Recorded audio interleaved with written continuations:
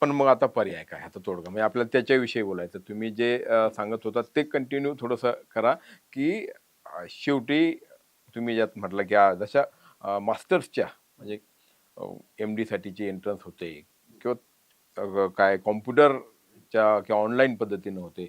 आत्ता म्हणजे केंद्रीय शिक्षण मंत्र्यांनी ते जाहीर केलं. आता मला वाटतं तास दीड तासापूर्वी त्यांची पत्रकार परिषद आणि त्यांनी सांगितलं, की यापुढच्या सगळ्या परीक्षा एन-ई-टी मार्फत घेतल्या जाणाऱ्या प्रवेश परीक्षा मेडिकलच्या ज्या आहेत त्या याने होतील, ऑनलाईन पद्धतीने होतील. तर त्यातून हा प्रश्न संपुष्टात येईल का? आता बघा कसं कसं आहे सर, जेई मेन्स ही परीक्षा इंजिनिअरिंगसाठी आहे. ही आता गेले 5-6 वर्ष तरी ॲटलिस्ट ही परीक्षा ऑनलाईन पद्धतीने होते. तिथेही 15 लाख विद्यार्थी परीक्षा देतात. सगळ्यांना एका दिवशी एकच पेपर दिला जात नाही. ते 15 का 16 स्लॉट्समध्ये डिवाईड करतात. 80,000 ते 1,00,000 मुलं एका वेळेला एक पेपर देतात. मग त्यांच्या मार्कांना पर्सेंटाईलमध्ये कन्वर्ट केलं जातं आणि पर्सेंटाईलला रँकमध्ये कन्वर्ट केलं जातं. ही एक बेसिक प्रोसेस आहे. त्यामुळे 15 वेगवेगळे क्वेश्चन पेपर्स का 16 वेगवेगळे क्वेश्चन पेपर्स होतात. अजूनपर्यंत तरी जेई मेन्सचा पेपर फुटला किंवा पेपर लीक झाला अशी बातमी तरी आली नाही. त्यामुळे आपण असं ॲझ्युम करूया की ही प्रक्रिया सुरळीतपणे चालू आहे, परिपूर्ण आहे. पण ते असंही आहे की इंजिनिअरिंगमध्ये एवढे सीट्स आहेत, खूप सीट्स आहेत, त्यामुळे त्याच्यासाठी खूप काही असं संघर्ष होत पेपर नाही. लीकसाठी तशी स्पर्धा नाही. तशी आता हां. पण मेडिकलमध्ये मला माहिती आहे 60,000 सीट्स फक्त MBBSचे आहेत. ते 24 लाख मुलं देतात आणि प्रत्येका सीटसाठी काही खूप चुरस असते. त्यामुळे अशा वेळेला जे आता या पेपर अँड पेपरच्या परीक्षेमध्ये बघितलं गेलं, की कुठेतरी पेपर लीक झाला आणि कुठेतरी NTA रिस्पॉन्सिबल असेलच ना, कुठेतरी कसेल. तर ऑनलाईन पेपर पण तो कुठेतरी कम्प्युटरवरती असेल, तो पण लीक होऊच शकतो. त्यामुळे मला नाही वाटत की हे सॅटिस्फॅक्टरी सोल्युशन आहे. तरी हे बेटर आहे. पेन अँड पेपरपेक्षा आपण ऑनलाईनला जातो हे ठीक आहे. पण त्याच्यापेक्षा बेटर सोल्युशन ऑनलाईनमध्ये पण 2 प्रकार आहेत सर. जे हे आता हे जेई मेन जशी चालते तशी, आणि हेच बहुतेक धर्मेंद्र प्रधानजीने अनाऊन्स केलं आहे आता, की आम्ही ऑनलाईन पद्धतीने घेऊ. बहुतेक त्यांचं म्हणणं आहे जेई मेनसारखी घेऊ. कारण NTAच जेई मेन्स घेते, NTAच नीट घेऊ शकते. पण त्याच्यापेक्षा बेटर जो आहे, जो फुल प्रूफ मेथड आहे, की ह्याच्यानी कॉपी होऊच शकत नाही, पेपर लीक होऊच शकत नाही, की कुठल्याच मनुष्याला पेपर माहितीच नसायला पाहिजे परीक्षा सुरू होईपर्यंत. ॲडॅप्टिव्ह टेस्टिंग हा एक प्रकार अवेलेबल आहे. ही टेक्नॉलॉजी इंडियात पण अवेलेबल आहे. त्याच्यामध्ये असं आहे की विद्यार्थ्यांनी जर पेपर द्यायला सुरू केलं, तर पेपर तिथेच ऑटो जनरेट होत राहतो over A period of 2-3 hours. 3 तासाची परीक्षा असेल तर मी पहिला प्रश्न कसा देतो, तो करेक्टली सॉल्व्ह करतो का चुकीचा सॉल्व्ह करतो, त्या बेसिसवरती माझा पुढचा प्रश्न पॉपअप होतो. साधारणपणे 10-15 लाखाच्या क्वेश्चन बँक असते सर्व्हरवरती. ते ॲटोमॅटिकली एका ॲल्गोरिदमच्या थ्रू ते जनरेट होतं आणि प्रत्येकाला वेगवेगळा क्वेश्चन पेपर मिळतो. आज मी देतोय, सर देत आहेत, तुम्ही देताय, की अजून हजारो लाखो लोक देत असतील सायमल्टेनियसली, सगळ्यांना वेगळ्या क्वेश्चन पेपर मिळणार. कसा पेपर लीक होणार आणि कुठला पेपर लीक होणार? होऊच शकत नाही. आणि जरी लीक झाला तर तुमचा जरी झाला तरी तुम्हाला उपयोगी नाही, कारण मला वेगळ्या क्वेश्चन पेपर नाही.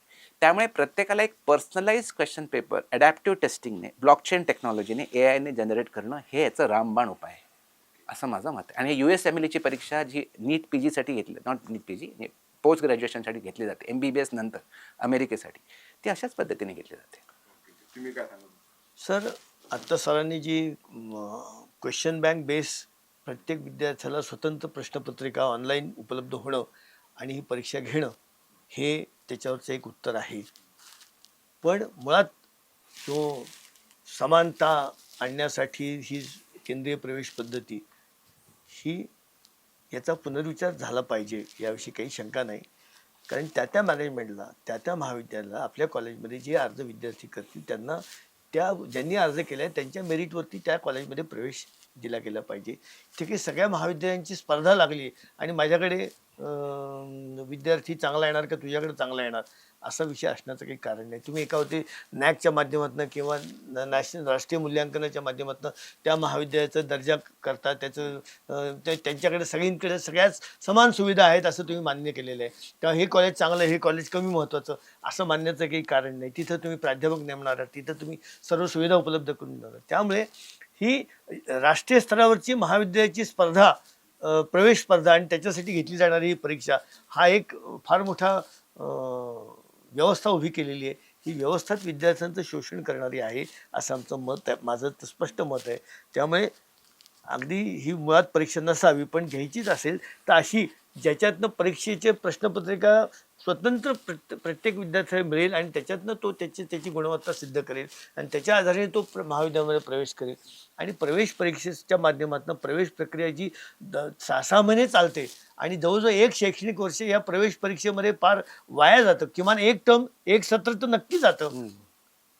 याच्यातनं होणारे जे विद्यार्थ्यांचं शैक्षणिक नुकसान, वेळेचा अपव्यय, पैशाचा अपव्यय, याच्यावरती सुद्धा नियंत्रण आपल्याला, हे सुद्धा या सगळ्या व्यवस्थेचे कारण आहेत, या सगळ्या गैरव्यवस्थेचं, असं आपण लक्षात घेतलं पाहिजे. शासनाने याच्यावरती निर्णय केले पाहिजेत.